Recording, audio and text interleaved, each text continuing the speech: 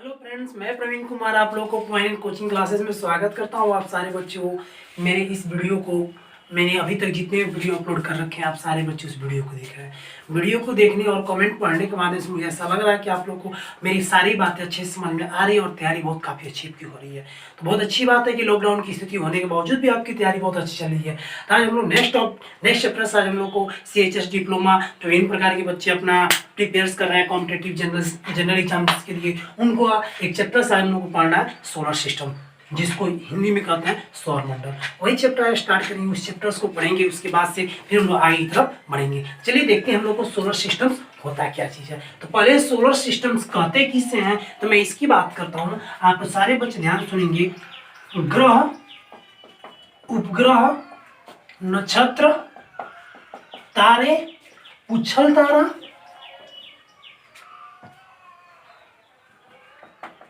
तारा, उल्का पिंड तथा आकाश गंगा के समूह को ही किस मंडल के नाम से जानते हैं, सौर मंडल के नाम से जानते हैं। अर्थात जो आपके सैटेलाइट्स होते हैं, प्लैनेट्स होते हैं, स्टार्स होते हैं, इन सबको आपस में जब मिलाया जाता है तो जो हमारा मंडल जो सिस्टम बनता है उसी को किसके नाम से, सौर मंडल के नाम से जानते हैं। इस सौर मंडल के बारे में सबसे पहले अपना योगदान किसने दिया था, तो कापरनिकस ने दिया था। कापरनिकस ने दिया था, जिसके कारण सौर मंडल का फादर किसको कहा जाता है, तो कापरनिकस को कहा जाता है। और सौर मंडल में आपकी स्थितियां होती हैं, उस स्थितियों को जानने से पहले थोड़ा हम लोग डिस्कस कर लेंगे सूर्य के बारे में। सूर्य क्या है, सन क्या है, व्हाट इज द सन, सन की बात हो रही है। तो मैं आपको बताना चाहूंगा सूर्य एक प्रकार का तारा है जो विभिन्न प्रकार के गैसों से मिलकर बना है, जिसमें विशेषकर हाइड्रोजन और हीलियम गैस की प्रधानता होती है, जिसमें हाइड्रोजन गैस 71% और 28% आपकी हीलियम और अन्य जो गैस से बची हुई होती हैं वो आपके सूर्य के अंदर पाई जाती हैं। तो अब आपको जानकारी के लिए मैंने दिया, जिसमें से मैं बताना चाहूंगा कि सूर्य के अंदर आपकी कौन सी गैस के, हाइड्रोजन गैस की विशेषता होती है। इस सूर्य के अंदर कुछ अन्य स्थितियां भी होती हैं, क्या होती हैं, तो मैं बताना चाहूंगा इसमें नाभिकीय संलयन की भी क्रिया होती है, अर्थात इंग्लिश में न्यूक्लियर फ्यूजन की भी क्रिया होती है। न्यूक्लियर फ्यूजन हिंदी में नाभिकीय संलयन की क्रिया क्या होती है, जब दो हल्के नाभिक परस्पर आपस में संयोग करने के बाद एक भारी नाभिक का जब निर्माण करते हैं उसी को नाभिकीय संलयन की क्रिया कहते हैं। अतः आपको मैं बताना चाहूंगा सूर्य किस अभिक्रिया के ऊपर कार्य करता है, तो नाभिकीय संलयन के ऊपर क्या करता है, कार्य करता है। और यही नाभिकीय संलयन की क्रिया होने के बावजूद इसमें आवश्यकता से अधिक मात्रा में ऊर्जा निकलती है और उसी ऊर्जा को नाभिकीय ऊर्जा के रूप में जानते हैं। और उसी ऊर्जा की सहायता से हम लोग वायुमंडल में विभिन्न प्रकार के, जैसे पेड़ पौधों का प्रकाश संश्लेषण, मनुष्य के लिए हम लोग के लिए विभिन्न प्रकार की ऊर्जा जो प्राप्त होती है वो यही कारण होता है। साथ में मैं आपको बताना चाहूंगा, आप सारे बच्चे सुनते होंगे कि इस ब्रह्मांड के ऊर्जा का मुख्य स्रोत किसको माना जाता है, सूर्य को माना जाता है। क्यों, क्योंकि इसके अंतर्गत अनियंत्रित नाभिकीय श्रृंखला अभिक्रिया होने के कारण ही, नाभिकीय संलयन की अभिक्रिया होने के कारण ही इसमें से निरंतर आपकी ऊर्जा क्या होती है, निकलती रहती है, जिसके कारण हमें आसानी से प्राप्त हो रहता है, जिसे हम किसके नाम से, सूर्य के नाम से जानते हैं। तो सूर्य क्या है, सूर्य के अंदर किन किन गैसों की प्रधानता होती है, सूर्य के अंदर मैं बताना चाहूंगा इसके अंदर एक प्रकार का बल भी होता है जिसे ग्रेविटेशन फोर्स, गुरुत्वाकर्षण बल के नाम से भी जानते हैं। तो आपका क्वेश्चन यहाँ से 5-6 क्वेश्चन पहले आते हैं। सूर्य एक प्रकार का क्या है, तो मैंने बताया विभिन्न प्रकार के गैसों का समूह है, जिसे अपनी आम भाषा के तौर पे मैंने बताया कि सूर्य एक प्रकार का तारा भी कह सकते हैं। साथ में मैंने बताया कि सूर्य किन किन गैसों का मिश्रण है, हाइड्रोजन और हीलियम। सूर्य में सबसे अधिक किस गैस की प्रधानता होती है, हाइड्रोजन की। अगला, सूर्य कौन से अभिक्रिया के ऊपर कार्य करता है, तो नाभिकीय संलयन के ऊपर क्या करता है, कार्य करता है। अभी जस्ट मैंने साथ में यही बताया कि सूर्य के अंदर गुरुत्वाकर्षण बल की मात्रा बहुत क्या होती है, अधिक होती है। ये स्पेशली मैंने किसके ऊपर बात किया, सूर्य के ऊपर बात किया। क्यों, क्योंकि सोलर सिस्टम पढ़ने से पहले हमें इस पॉइंट के ऊपर बहुत अच्छी जानकारी होना चाहिए। यदि यह पॉइंट आपको पता रहेगा तो सारे पॉइंट हम बहुत अच्छे से कवर कर लेंगे। तो चलिए देखते हैं अगले पॉइंट को। सूर्य को मैंने टॉपिक क्लियर किया। अब सवाल ये खड़ा हो रहा था कि ग्रह उपग्रह की बात चल रही थी। अभी मैंने सूर्य के बारे में बताया, सोलर सिस्टम्स क्या होती है, इस तमाम तरह की चीजें मैंने बताया कि जो ग्रह होते हैं, उपग्रह होते हैं, क्षुद्र ग्रह होते हैं, उल्का पिंड होती हैं, धूमकेतु, ये पूछल तारा होते हैं, इन सभी के ग्रुप को ही किसके नाम से जाना जाता है? तो आपको मैंने बताया क्या चीज, सोलर सिस्टम के नाम से जाना जाता है। साथ में मैं एक और चीज बता दूं, the study of stars, planet and stone is called astrology. Astrology means Hindi में कह सकते हैं कि तारे, ग्रह, पत्थर, विभिन्न प्रकार के जो उल्का पिंड होते हैं उन सभी का अध्ययन करना क्या कहलाता है? तो खगोल विज्ञान कहलाता है। खगोल शास्त्र भी बोल सकते हैं, खगोल विज्ञान या एस्ट्रोलॉजी के नाम से हम क्या करते हैं, जानते हैं। जैसे एग्जांपल के तौर पे मैं देना चाहूंगा, आप सारे बच्चे पेपर्स में देखते हैं कि जैसे राशि का नाम, सी किसी का राशि, किसी का कन्या, किसी का मीन है, किसी का मीन है, किसी का कुंभ है, इस तरह तमाम तरह के आप देखते होंगे ये राशि। तो ये राशियों में कुछ राशियां जो एस्ट्रोलॉजी के अंतर्गत जो बातें की जाती है वह लगभग कथन, वह स्टेटमेंट लगभग सत्य होती हैं, और वही आपका क्या कहलाता है, एस्ट्रोलॉजी कहलाता है। तो वह आपका स्टेटमेंट सही होता है, वह गलत नहीं होता है। तो ये पॉइंट आपका क्लियर होना चाहिए। अब हम लोग आते हैं अगले पॉइंट की तरफ, तो हम देखते हैं किसके बारे में। तो अभी मैंने बताया ग्रह उपग्रह के बारे में। ताइए, तो आपने अभी जस्ट क्या देखा, पहले मैं बताना चाहूंगा कि किसके बारे में, तो सूर्य के बारे में। सूर्य को मैंने बताया, अब यहाँ पे डिस्कस चल रही है ग्रह, इंग्लिश में क्या होगा, प्लेनेट। प्लेनेट होता क्या चीज है, तो मैं बताना चाहूंगा कि वैसे आकाशीय पिंड जो सूर्य की चारों तरफ एंटी क्लॉकवाइज मीन्स हिंदी में वामावर्त दिशा में आपके जब चक्कर लगाते हो उसे किसके नाम से, ग्रह के नाम से जानते हैं। हिंदी में भी अगेन सुन लेंगे, आपको मैंने बताया कि हाँ, वैसे आकाशीय पिंड जो सूर्य के चारों तरफ घड़ी की विपरीत दिशा में उसका चक्कर लगाते हो उसे हम ग्रह के नाम से क्या करते हैं, जानते हैं। जैसे एग्जाम्पल मैं देना चाहूंगा, आप पृथ्वी, मंगल, बुध, बृहस्पति, शनि, ये जितनी भी प्रकार के क्या ग्रह है। जैसे आपने पहले भी 2006 के पहले आप जानते थे कि जो प्लूटो जिसे हम के नाम जानते हो एक प्रकार का क्या था, ग्रह था। उसके बारे में भी डिस्कस करेंगे। अभी धीरे धीरे टॉपिक्स के ऊपर आते हैं। तो ग्रह किसे कहते हैं, ये बात समझ में आ चुकी है। मैंने बताया कि जो वैसे आकाशीय पिंड जो सूर्य का चक्कर एंटी क्लॉकवाइज दिशा में जब उसको मूव करते होंगे उसे ग्रह के नाम से जानते हैं।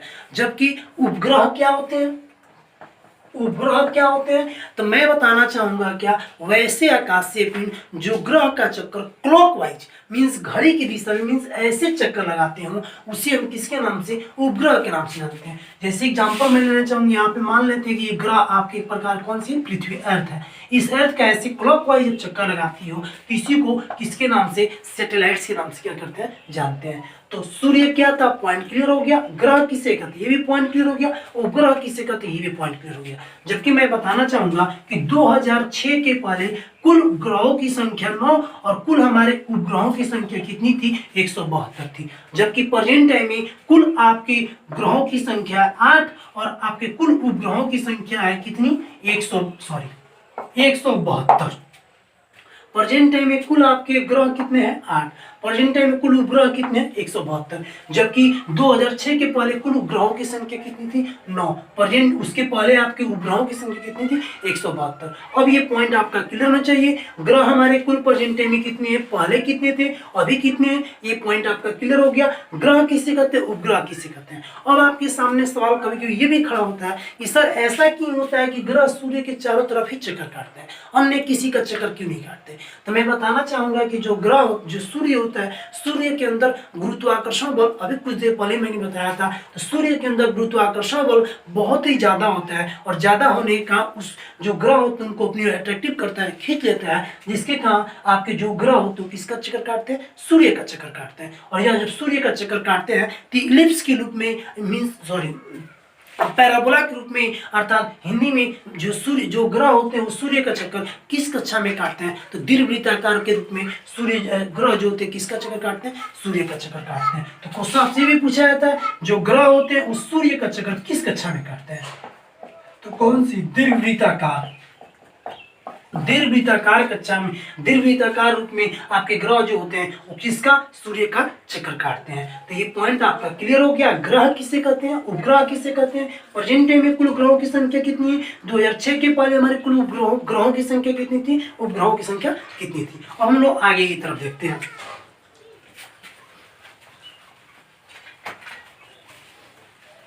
अब इसमें कुछ एक अन्य पहले बात बता दूं, ग्रहों के बारे में जानकारी केपलर नामक व्यक्ति ने दिया था, जिसके कारण father of planet is called Kepler. आपको जानकारी के लिए अभी कुछ देर पहले मैंने दिया था सोलर सिस्टम के बारे में कोपर्निकस ने जानकारी दिया था, लेकिन ग्रहों के बारे में केपलर ने दिया था, जिसके कारण ग्रहों का पिता केपलर को कहते हैं और सोलर सिस्टम का पिता किसको कहते हैं, कोपर्निकस को कहते हैं। तो नेक्स्ट पॉइंट हम लोग पहले ग्रह पढ़ेंगे, उसके बाद अब मैं आपको बताना चाहूंगा, आपको जानकारी हो गया कि सूर्य के अकॉर्डिंग देख रहे थे, तो देखते हुए चलते हैं। बुध, शुक्र, पृथ्वी, मंगल, बृहस्पति, शनि, अरुण, वरुण, प्लूटो।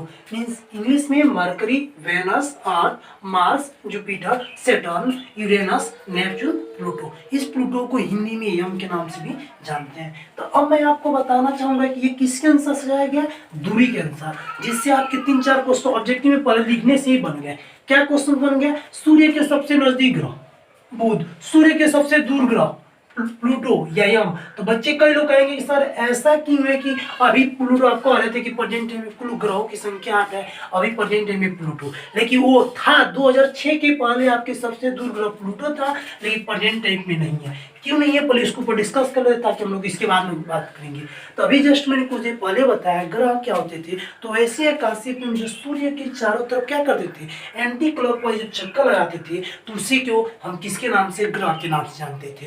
तो जो प्लूटो था, इसके सारे गुण ग्रहों के तो मिलते थे, लेकिन यह जो कि प्लूटो जो कि सूर्य का चक्कर नहीं लगाता था, जिसके कारण प्लूटो की ग्रहों की श्रेणी से 2006 में IAU international astrology union, Hindi में आप कह सकते हैं अंतर्राष्ट्रीय खगोल संघ के द्वारा 2006 में आपको प्लूटो को ग्रहों की श्रेणी से क्या किया गया, हटा दिया गया, और इसे प्रेजेंट टाइम में किस ग्रह के नाम से, तो बौना ग्रह के नाम से क्या करते हैं, जानते हैं। जो अभी हाल फिलहाल में आपको 2019 के जो 19 में आपका लगभग 22 दिसंबर 2019 को बिहार SI का मीन बिहार दरोगा का प्री का पेपर हुआ था, उसमें एक क्वेश्चन पूछा गया था कि प्लूटो को ग्रहों की श्रेणी से किस सन में हटा दिया गया, तो 2006 में हटा दिया गया। जबकि एक और क्वेश्चन मैं बताना चाहूंगा, यूपीपीसीएस में क्वेश्चन पूछा गया कि प्लूटो को वर्तमान समय में किस ग्रह के अंतर्गत रखा गया, कौन से ग्रह, बौना ग्रह। अगला क्वेश्चन आपका बता दें कि पीसीएस के एक स्टेटमेंट में एक स्टेटमेंट ये भी दिया चुका है, वो भी स्टेट पीसीएस की मैं बात करता हूँ। क्वेश्चन पूछा गया कि प्लूटो की ग्रहों की श्रेणी से किस संस्था के द्वारा हटाया गया, तो IAU इंटरनेशनल एस्ट्रोलॉजी यूनियन या यूनिट, हिंदी में बोल सकते हैं अंतर्राष्ट्रीय खगोल संघ के द्वारा 2006 में इसको ग्रहों की श्रेणी से हटा दिया गया। क्यों हटाया गया, पॉइंट क्लियर होंगे। प्रेजेंट टाइम इसको किस ग्रह के नाम से, बौना ग्रह के नाम से हम जानते हैं, जिसके कारण इसको 2006 के बाद से इसे ग्रहों की श्रेणी में नहीं रखा गया, तब से ये ग्रह की श्रेणी में अब नहीं आता है। तो अब प्रेजेंट टाइम में ये इसको हटाया जाएगा, तो कुल हमारे ग्रहों की संख्या बच कितनी जाएगी, 8। 1 2 3 4 5 6 7 8, अतः हमारे कुल ग्रहों की संख्या हुई 8। और इसके ऊपर ही हमें कुछ जितना टॉपिक्स पढ़ना है, तो मैं बताना चाहूंगा ये दूरी के अनुसार। पहले क्वेश्चन देखते हैं, सूर्य के सबसे नजदीक ग्रह बुध, मरकरी, सूर्य से सबसे दूर ग्रह नेपच्यून। इन इंग्लिश में आते हैं तो smallest distance of planet is called mercury, largest distance planet is Neptune. Largest distance आपका नेपच्यून का है, स्मॉलेस्ट डिस्टेंस किसका है, मरकरी का है। तो सूर्य के सबसे नजदीक ग्रह। अगला क्वेश्चन आपसे पूछा जाता है कि इस तरह से चार्ट देगा, कहेगा कि इसको असेंडिंग ऑर्डर में दूरी के हिसाब से क्या करें, सजाए। तो सजाना होगा तो बुध शुक्र पृथ्वी मंगल ऐसे क्रम से सजा सकते हैं। अब क्वेश्चन इससे और बनते हैं, वो क्या क्वेश्चन बनते हैं, तो मैं बताना चाहूंगा ये सूर्य के बहुत काफी नजदीक होते हैं, और नजदीक होने के साथ साथ दो चीज और मैं बता दूं, ये बुध शुक्र पृथ्वी मंगल ये चारों के चारों ग्रह ठोस रूप में पाए जाते हैं, जिसके कारण इन चारों ग्रहों को पार्थिव ग्रह के नाम से भी क्या करते हैं, जानते हैं। जबकि यह आपके जो गैस, यह आपके जो चार शेष अन्य जो रहते हैं ये गैस के रूप में पाए जाते हैं, जिसके कारण इन्हें बाह्य ग्रह के रूप में भी क्या किया जाता है, जानते हैं। इस पार्थिव ग्रह को आंतरिक ग्रह भी, आंतरिक ग्रह के नाम से भी क्या किया जाता है, जाना जाता है। जो आपसे क्वेश्चन पूछा जाता है कि आंतरिक ग्रह किसे कहेंगे या पार्थिव ग्रह किसे कहेंगे, बाह्य ग्रह किसे कहेंगे, चाहे कहेगा पार्थिव ग्रह के अंतर्गत कौन आता है। जो मैं बताना चाहूंगा कि 2018 में पीसीएस का पेपर हुआ था, इसमें क्वेश्चन पूछा जा चुका है, प्रीलिम्स में क्वेश्चन ये पूछा गया था, बुध शुक्र मंगल, इसके जगह पे शनि डाला गया था, क्वेश्चन पूछा गया था निम्न में से कौन पार्थिव ग्रह नहीं है।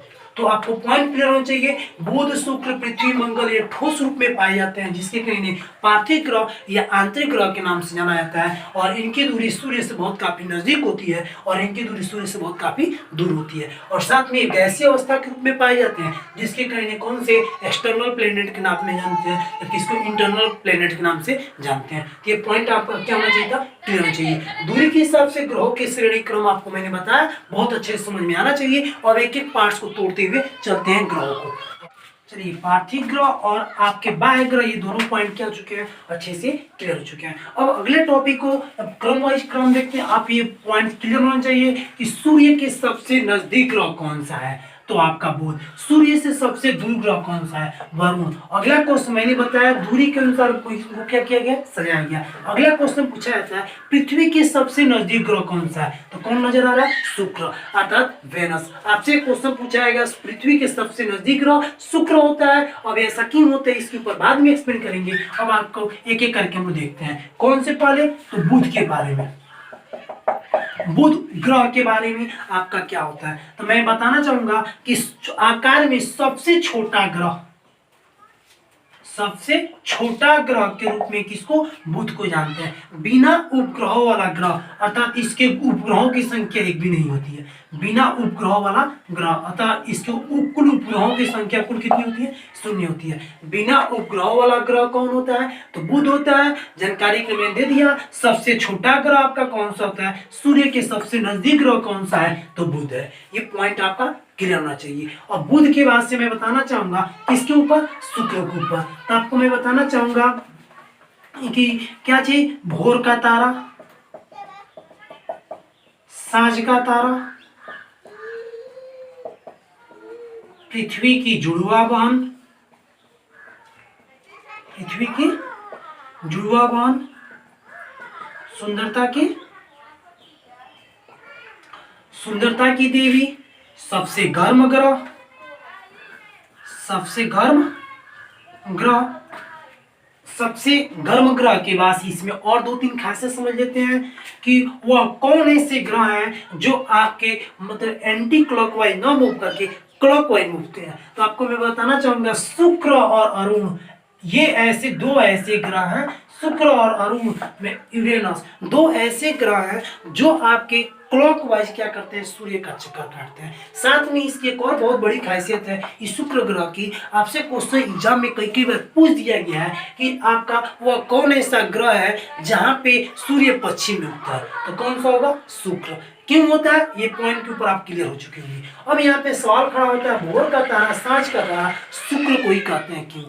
सबसे चमकीला ग्रह की बात करते हैं कि शुक्र सबसे क्या चमकीला ग्रह, जबकि इसको किसके किस नाम से, भोर का तारा, सांझ का तारा, पृथ्वी की जुड़वा बहन, सुंदरता की देवी, सबसे गर्म ग्रह के रूप में क्या किया जाता है, शुक्र को जाना जाता है। और ऐसा क्यों होता है, अब इसके ऊपर बात करते हैं। तो मैं आप लोगों को बताना चाहूंगा कि भोर यह आपके जो शुक्र ग्रह होता है वह सुबह के समय में आपके पूरब की दिशा में और शाम के समय में आपके पश्चिम की दिशा में दिखाई देता है, जिसके कारण इवनिंग स्टार और मॉर्निंग स्टार के रूप में किसको, वेनस मीन शुक्र को हम क्या करते हैं, जानते हैं। जबकि अब सामने सवाल खड़ा होता है कि पृथ्वी की जुड़वा बहन, साथ में कभी ये भी पूछ जाता है पृथ्वी की भगिनी, पृथ्वी की भगिनी किसे कहते हैं, किस ग्रह को पृथ्वी की भगिनी के नाम से या पृथ्वी की जुड़वा बहन के नाम से भी जाना जाता है। एक और क्वेश्चन, पृथ्वी की सबसे नजदीक ग्रह किसको जाना जाता है, शुक्र को जाना जाता है। ऐसा क्यों होता है, तो मैं बताना चाहूंगी इसमें एक बहुत बड़ा फैक्ट पॉइंट है। और क्या फैक्ट पॉइंट है, शुक्र का जो आकार और जो द्रव्यमान होता है वो लगभग पृथ्वी के द्रव्यमान और आकार के लगभग समान होता है,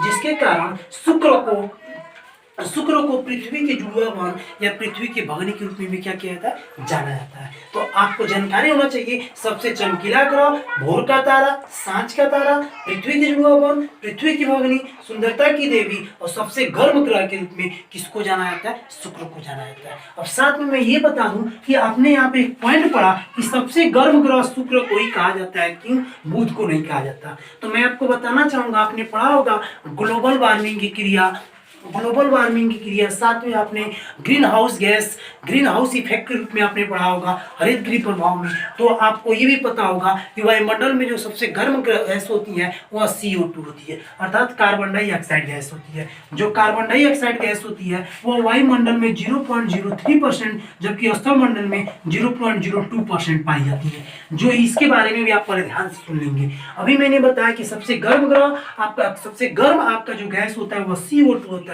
इसी ग्लोबल वार्मिंग की क्रिया जो होती है वो इसी कारण CO2 के कारण ही आपके टेम्परेचर दिन प्रतिदिन हमारा क्या होते जा रहा है, हाई होते जा रहा है। और हाई होने से आज वायुमंडल की स्थिति दिन प्रतिदिन बिगड़ती जा रही है। तो मैं बताना चाहूंगा इस शुक्र ग्रह पे CO2 की उपलब्धता ज्यादा होने के कारण ही यह क्या होता है, हीट अर्थात गर्म महसूस होता है, जिसके कारण सबसे गर्म ग्रह के रूप में किसको जानते हैं, तो शुक्र को जानते हैं। अब आपके सामने ये नहीं कि सूर्य की नजदीक उसके अकॉर्डिंग नहीं होता है, इस पे आपके CO2 की मात्रा क्या होती है, सबसे अधिक पाई जाती है। साथ में मैंने बताया भी है क्या कि आपको वह कौन सा ग्रह है जिसके पश्चिम दिशा में आपके सूर्य उगता है, तो कौन सा होगा, शुक्र। ये पॉइंट आप नोटिस करके क्या करेंगे, रखेंगे। ये बहुत इंपॉर्टेंट पॉइंट्स है जो आपसे क्वेश्चन पूछे जाएंगे। यह आपका जो शुक्र होता है वह सूर्य का जो चक्कर लगाता है वह कितने दिन में, 225 दिन में लगाता है, जबकि बुध जो होता है इसका शुक्र कितने दिन में, 88 दिन में लगाता है। इनका कार्यकाल होता है मतलब कितने दिन में उसका क्या करते हैं, चक्कर लगाते हैं। तो बुध क्लियर हो गया, शुक्र क्लियर हो गया। अब हमको किसके ऊपर पढ़ना है, तो पृथ्वी के ऊपर पढ़ना है। तो पृथ्वी के ऊपर पढ़ने से पहले देखते हैं और मैं किसके बारे में, पृथ्वी के बारे में, मीन्स अर्थ के बारे में जानना है। और आपको मैं बता दूं आपके जो शुक्र होता है उसके भी उपग्रहों की संख्या कितनी होती है, 0 होती है। अर्थात बुध और शुक्र ऐसे दो उपग्रह हैं जिनकी उपग्रहों की संख्या एक भी नहीं होती है। और हमें पढ़ना है पृथ्वी के ऊपर। तो पृथ्वी कौन सा ग्रह है, पृथ्वी को किसके नाम से जानते हैं, तो मैं बताना चाहूंगा सूर्य से बाद शुक्र के बाद से तीसरे आपके ग्रह के रूप में किसको जाना जाता है, पृथ्वी को जाना जाता है। इसे मैं बताना चाहूंगा पृथ्वी को नीला ग्रह के नाम से भी जाना जाता है। क्यों, क्योंकि पृथ्वी पर आपके जल की मात्रा उपलब्धता अर्थात ज्यादा होने के कारण ही पृथ्वी को किस ग्रह के नाम से, नीला ग्रह के नाम से जाना जाता है। अर्थात आपने पढ़ा होगा कि पृथ्वी पे आपकी जल की मात्रा 71% अर्थात 3/4 भाग आपके पृथ्वी पे क्या है, जल की मात्रा है, जिसके कारण पृथ्वी को किस ग्रह के नाम से, नीला ग्रह के नाम से भी हम जानते हैं। तो पृथ्वी को नीला ग्रह के नाम जानते हैं। पृथ्वी के उपग्रहों की संख्या एक ही है और वह आपका इसका जो उपग्रह है वह प्राकृतिक उपग्रह है। वह कौन सा उपग्रह है, तो मैं बताना चाहूंगा कि चंद्रमा। चंद्रमा आपका कौन सा, प्राकृतिक उपग्रह के रूप में क्या किया जाता है, जाना जाता है। इसके उपग्रहों की कुल संख्या कितनी होती है, 1। तो ग्रह क्लियर हो गया, उपग्रह इसके क्लियर हो गया। अब नेक्स्ट पढ़ते हैं मार्स के ऊपर, मंगल के ऊपर। अब मंगल को मैं बताना चाहूंगी इसको लाल ग्रह के नाम से जाना जाता है। क्यों लाल ग्रह के नाम से जाना जाता है, तो मैं बताना चाहूंगा कि लाल ग्रह के नाम से क्योंकि मंगल ग्रह पे बालू की मात्रा ज्यादा पाई जाती है, बालू की मात्रा ज्यादा पाई जाती है, जिसके कारण मंगल ग्रह को किस ग्रह के नाम से, लाल ग्रह के नाम से जानते हैं। 2-3 चीज और पॉइंट आपको मैं बताना चाहूंगा। आपने भी कुछ देर पहले देखा था कि जो मंगल था, जो शुक्र और मंगल था, शुक्र और मंगल के बीच कौन सा ग्रह, पृथ्वी ग्रह था। जो आपसे क्वेश्चन पूछा जाता है किन दो ग्रहों के बीच आपकी पृथ्वी ग्रह उपस्थित है, तो शुक्र और मंगल ग्रहों के बीच में पृथ्वी भी क्या है, उपस्थित है। और इसके उपग्रहों की कुल संख्या कितनी है, 2। इसके कुल उपग्रहों की संख्या कितनी है, तो 2। कौन कौन सी, तो मैं बताना चाहूंगा फीमोस और डीमोस, जिसमें से मैं बताना चाहूंगा सबसे छोटा उपग्रह, सबसे छोटा उपग्रह जो है वह डीमोस है, जबकि सबसे बड़ा उपग्रह जो है वह टाइटन है। अभी मैंने बताया क्या चाहिए कि मैंने बताया कि मंगल के 2 उपग्रह हैं, कौन कौन से, तो फीमोस और दूसरा कौन सा है, डीमोस। जिसमें से सबसे छोटा उपग्रह के रूप में किसको जाना जाता है, तो डीमोस को जानते हैं, जबकि सबसे बड़ा उपग्रह के रूप में किसको जानते हैं, टाइटन को जानते हैं। जबकि जानकारी के लिए एक अन्य चीज दूं, आपकी भारत के प्रथम कृत्रिम उपग्रह जो है वह कौन सा, आर्यभट्ट। कृत्रिम उपग्रह का मतलब क्या होता है, तो वैसे उपग्रह जो मानव के द्वारा निर्मित किए जाते हो, तो इस प्रकार के उपग्रह को ही कृत्रिम उपग्रह के रूप में क्या करते हैं, जानते हैं। तो आपका भारत का प्रथम कृत्रिम उपग्रह कौन सा है, आर्यभट्ट। आर्यभट्ट। तो ये पॉइंट आपका क्लियर हो गया, सबसे बड़ा उपग्रह, सबसे छोटा उपग्रह और भारत का प्रथम कृत्रिम उपग्रह। भारत का प्रथम कृत्रिम उपग्रह कौन सा, आर्यभट्ट है। तो ये पॉइंट आपका मंगल ग्रह तक क्लियर हो गया। और इन चारों ग्रहों को किस ग्रह के नाम से जानते थे, तो मैंने बताया जस्ट क्या चीज की इन चारों ग्रहों को पार्थिव ग्रह के नाम से या आंतरिक ग्रह के नाम से क्या किया जाता था, जाना जाता था। और हमें पढ़ना बाह्य ग्रह के रूप में। तो बाह्य ग्रह के रूप में मैं बताना चाहूंगा सबसे बड़ा आपका ग्रह कौन सा है, बृहस्पति। सबसे अधिक आप इसके पहले पर सबसे बड़ा उपग्रह सबसे बड़ा जो ग्रह होता था बृहस्पति होता था। और आप इसके पहले क्या पढ़ते थे, सबसे अधिक उपग्रह वाला ग्रह बृहस्पति होता था।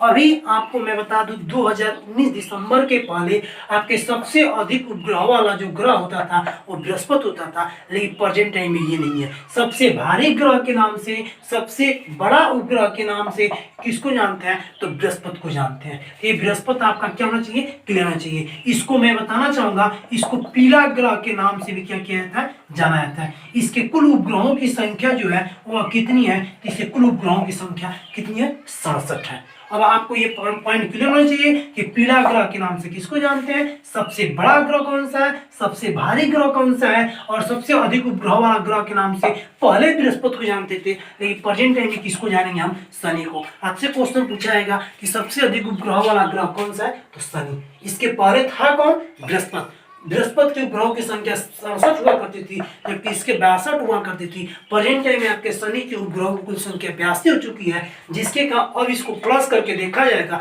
तो बहुत काफी इंटरचेंज के रूप में आ जाएगा। तो सब पॉइंट आप क्लियर हो जाएंगे कि सबसे अधिक उपग्रह वाला ग्रह किसको ना जानेंगे, तो शनि को। प्रेजेंट टाइम में सबसे बड़ा ग्रह कौन सा है, तो बृहस्पति है। अब इसमें 4-5 केसेस पहले जान लेंगे तो हम आगे बढ़ेंगे। वो क्या क्या, अब आते हैं आप लोगों को मैं बताना चाहूंगा, क्या आपने कुछ पॉइंटेड नोटिस किया नहीं होगा, क्या नोटिस किया होगा या नहीं भी किया होगा, तो उसके बारे में बताना चाहूंगा। आपको मैं बताना चाहूंगा जो पार्थिव ग्रह और आपके बाह्य ग्रह होते हैं या आंतरिक और बाह्य ग्रह होते हैं, तो मंगल और बृहस्पति ग्रहों के बीच की दूरी बहुत काफी हो जाने के कारण ही इनके अंदर इनके बीच की दूरी बहुत ज्यादा होने के कारण इनके आसपास में छोटे छोटे जो आपके मतलब ग्रह, छोटे छोटे जो ग्रह दिखाई देते हैं उसी को क्षुद्र ग्रह के नाम से हम क्या करते हैं, जानते हैं। तो आपसे क्वेश्चन ये क्लियर हो गया, क्षुद्र ग्रह क्या होता है। तो मैंने बताया कि मंगल और बृहस्पति ग्रहों के बीच की दूरी बहुत ज्यादा होने के कारण ही इनके बीच में छोटे छोटे जो ग्रह पाए जाते हैं उन्हीं को क्षुद्र ग्रह के नाम से हम क्या करते हैं, जानते हैं। अब अगला हेडिंग इसका एक और पढ़ना होता है, उल्का पिंड। उल्का पिंड क्या होता है, अब आपके सामने एक सवाल ये भी खड़ा होगा, उल्का पिंड को किसके नाम से जानेंगे। तो आपको मैं बताना चाहूंगा वैसे पिंड जो आपके पत्थर के टुकड़े आपके वायुमंडल से टूटकर जब पृथ्वी पे आने लगते हैं तो आने के क्रम में वह क्या करते हैं, प्रकाश उत्सर्जित करते हैं, और वह प्रकाश उत्सर्जित करते हुए जब पृथ्वी पे गिरते हैं तो इस प्रकार के पिंड को ही उल्का पिंड के नाम से क्या करते हैं, जानते हैं। क्षुद्र ग्रह क्लियर हो गया, उल्का पिंड क्लियर हो गया। और अगला हमें एक और पॉइंट पढ़ना है, धूमकेतु या पुच्छल तारा। पुच्छल तारा, कई लोग कहते हैं कि सर ये तीनों देखिए, नहीं, आपको एग्जाम्पल के तौर पर मैं समझाते जा रहा हूं कि क्षुद्र ग्रह क्या होते हैं, उल्का पिंड क्या होता है, धूमकेतु क्या होता है या पुच्छल तारा क्या होता है। तो मैं बताना चाहूंगा जब विभिन्न गैसों के ठोस आपके सूर्य के गुरुत्वाकर्षण बल के कारण उनके आकर्षित होते हैं तो उनकी गैसें एक आपके मतलब पूंछ की तरह पीछे की तरफ निकलती हुई मतलब छोड़ती हुई उसके पास जाती है। तो उस प्रकार के जो तारा आपको नजर आते हैं उसी को कौन से धूमकेतु या पुच्छल तारा के नाम से क्या करते हैं, जानते हैं। यह आपका धूमकेतु या पुच्छल तारा ये आपके 76 वर्षों में एक बार दिखाई देते हैं। जो प्रीवियस ईयर में आपको मैं बताना चाहूंगा ये आपके 1986 में धूमकेतु तारा क्या किया गया था, दिखाई दिया था। अब आपको 1986 में दिखाई देगा प्लस 76 वर्ष जोड़ दीजिए, आपका कुल आ गया 2062। पुनः यह आपका कब दिखाई देगा, पुनः आपको यह कब दिखाई देगा, तो 2062 में दिखाई देगा। तो यहाँ से भी 3-4 क्वेश्चन। धूमकेतु या पुछल तारा क्या होते हैं, तो जब विभिन्न प्रकार के गैस के रूप होते हैं या विभिन्न प्रकार के गैसों के जो ठोस होते हैं वह आपके सूर्य के गुरुत्वाकर्षण बल के कारण उनकी ओर खींची की तरफ चले जाते हैं। तो जो सूर्य होता है वो सूर्य की तरफ एक मतलब पूंछ की तरह उनकी जो होती है एक आपकी गैसों का रूप बनते हुए दिखाई देता है, उसी को किसके नाम से धूमकेतु या पुच्छल तारा के रूप में जानते हैं। और यह पुच्छल तारा 76 वर्षों में कई बार दिखाई देते हैं, एक बार दिखाई देते हैं। ये कब दिखाई दिया था, तो 1986 में, पिछली बार इसको 1986 में दिखा गया था। अब इसको कब देखा जाएगा, तो 2062 में देखा जाएगा। तो यहाँ से भी 3 क्वेश्चन बन गए। क्वेश्चन पूछा जा चुका है कि धूमकेतु या पुच्छल तारा कितने वर्षों बाद दिखाई देते हैं, 76 वर्षों बाद। अगला क्वेश्चन, धूमकेतु या पुच्छल तारा इसके पहले कब दिखाई दिया था, 1986 में। अब अगला क्वेश्चन, धूमकेतु या पुच्छल तारा फ्यूचर में, भविष्य में कब दिखाई देगा, 2062 में। जो मैं बताना चाहूंगा एसएससी सीजीएल के प्री में ये क्वेश्चन पूछा जा चुका है, तो आसानी से इस क्वेश्चन को भी आप क्या कर सकते हैं, डील कर सकते हैं। तो अब गलती से भी आप ये मत कहिए कि क्षुद्र ग्रह, उल्कापिंड, धूमकेतु या पुच्छल तारा ये तीनों एक ही होता है, ऐसा कभी नहीं होता, क्योंकि तीनों का डिफिनेशन, तीनों का अंतर, तीनों के सिचुएशन के रूप में मैंने बता दिया। जैसे अभी आपने देखा था कि कुछ दिन पहले आपका लॉकडाउन की स्थिति में अभी आप देख रहे थे कि विभिन्न जगहों पे भारत के हर कोने में थोड़ा बहुत बारिश हो रही थी। तो बारिश होने के क्रम में आप देख रहे थे कि रात के समय में जब आप निकल रहे थे तो उल्कापिंड आपके क्या हो रही थी, ऊपर से नीचे की तरफ गिर रहे थे, जो दिखाई देती थी। इनकी सबसे विशेषता क्या होती है, जब ये ऊपर से नीचे की तरफ गिरती हैं तो गिरने के क्रम में जैसे जैसे ये पृथ्वी के नजदीक आती हैं वैसे वैसे इनके अंदर से प्रकाश निकलता है, और प्रकाश निकलते हुए पृथ्वी पे क्या करता है, आता है। तो इस प्रकार जो पिंड हमें दिखाई देते हैं उसी पिंड को किसके नाम से, उल्कापिंड के नाम से जानते हैं। तो उल्कापिंड क्लियर, धूमकेतु क्लियर, क्षुद्र ग्रह, तो मंगल और बृहस्पति के ग्रहों के बीच की बहुत ज्यादा हो जाने के कारण जो छोटे छोटे ग्रह होते हैं उन्हीं ग्रहों को किस ग्रह के नाम से, क्षुद्र ग्रह के नाम से जानते हैं। अब यहाँ पे 2 क्वेश्चन और आपको जानकारी के लिए दे दूं, वो क्या क्वेश्चन है तो वो देख लेते हैं, उसके बाद आगे बढ़ते हैं। आपको पता होना चाहिए कि आपने पढ़ा होगा सूर्य को, अभी मैंने बताया कि आपके जो ग्रह होते हैं सूर्य का चक्कर दीर्घवृत्ताकार कक्षा में करते हैं। तो मैं बताना चाहूंगा कि सूर्य की जब दीर्घवृत्ताकार कक्षा में चक्कर काटते हैं तो मैं बताना चाहूंगा क्या कि 3 जनवरी को पृथ्वी सूर्य के बहुत काफी नजदीक आ जाती है। तो पृथ्वी जब सूर्य के बहुत काफी नजदीक आ जाती है तो इस घटना को ही उपसौर की घटना, इंग्लिश में पेरिहिलियन,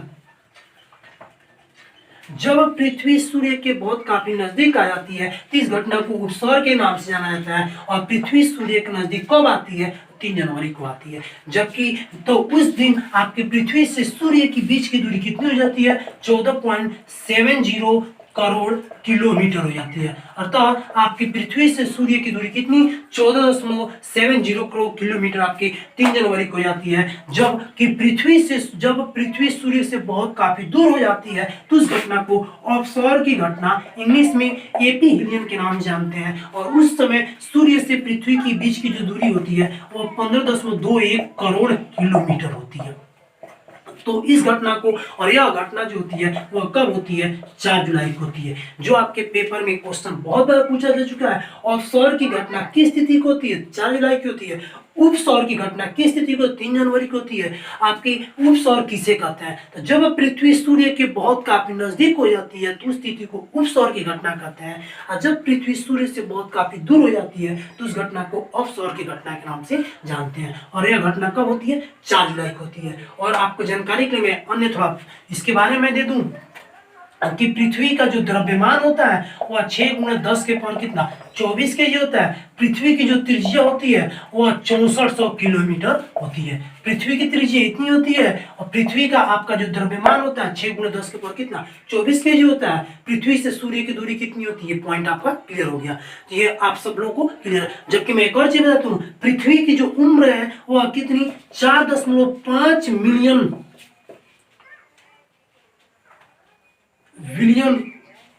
4.5 बिलियन का ये या 5 बिलियन वर्ष पूर्व ये आपकी पृथ्वी की क्या हुई थी, उत्पत्ति हुई थी। अब आते हैं अगले पॉइंट की तरफ। ये आपका पॉइंट क्लियर हो गया। बृहस्पति के बाद से हम लोग किसके ऊपर, शनि के ऊपर। शनि को किसके नाम से, तो मैं बताना चाहूंगा क्वेश्चन आपसे, निशाचर या आपका काला ग्रह के रूप में किसको जाना जाता है, तो शनि को जाना जाता है। इसके प्रेजेंट टाइम में कुल उपग्रहों की संख्या कितनी हो गई है, तो इसको उपग्रहों की कुल संख्या 82 हो गई है, जिसके कारण सबसे अधिक उपग्रह वाला ग्रह के रूप में किसको जाना जाता है, शनि को जाना जाता है। जबकि इसके पहले आप बृहस्पति कहते थे, अब गलती से भी अब आप बृहस्पति को नहीं अटेंड करेंगे। प्रेजेंट टाइम इसके उपग्रहों की संख्या कितनी होगी, 82 हो गई। इसे किस ग्रह के नाम से, निशाचर या काला ग्रह के रूप में शनि को जानते हैं। और हम लोग आते हैं अरुण के ऊपर, जिसमें मैंने बताया था सबसे जो इसके उपग्रहों की संख्या 82 होती थी, जिसमें सबसे इसका बड़ा उपग्रह जो था वह टाइटन था, जो किसका था, इस शनि का ही था। जो भी कुछ देर पहले मैंने बताया था कि सबसे बड़ा उपग्रह कौन सा है, टाइटन, सबसे छोटा उपग्रह कौन सा है, तो डिमोस, फिमोस और डिमोस, जिसमें से डिमोस सबसे छोटा, जबकि कृत्रिम उपग्रह कौन सा था, तो आर्यभट्ट, जो भारत का प्रथम आपका कृत्रिम उपग्रह के रूप में जाना जाता था। अब आपके सामने सवाल खड़ा होता है अरुण, अरुण या यूरेनस के नाम से किसको जानते हैं, तो मैं बताना चाहूंगा इस ग्रह को हरा ग्रह के नाम से जाना जाता है। किस ग्रह के नाम से, हरा ग्रह के नाम जानते हैं, जिसके उपग्रहों की कुल संख्या कितनी होती है, इसके कुल उपग्रहों की संख्या आपको जानकारी का मैं दूं, इसके कुल उपग्रहों की संख्या कितनी होती है, 21 होती है। इसके कुल उपग्रहों की संख्या 21 होती है, इसको हरा ग्रह के नाम से जानते हैं। जबकि आपको जानकारी करें, और ये आपका कौन सा, ये भी वैसा ग्रह है जो क्लॉकवाइज दिशा में सूर्य का क्या करता है, चक्कर काटता है। जबकि वरुण ग्रह की बात करते हैं तो सबसे दूर ग्रह, सबसे ठंडा ग्रह, और सबसे ठंडा ग्रह, सबसे दूर ग्रह, और उसके बाद से आपको मैं बता दूं लेटा हुआ ग्रह के रूप में किस ग्रह को जाना जाता है, तो वरुण को जाना जाता है। कुल उपग्रहों की संख्या कुल कितनी होती है, तो वरुण के उपग्रहों की संख्या कुल कितनी होती है, 8 होती है। अतः इस प्रकार आपके सोलर सिस्टम के सारे पॉइंट्स क्या हो चुके हैं, क्लियर हो चुके हैं। यदि यह वीडियो आपको पसंद आ रहा हो तो इसको लाइक और सब्सक्राइब करना ना भूलें। फिर आप लोग से मिलते हैं हम नेक्स्ट वीडियो के।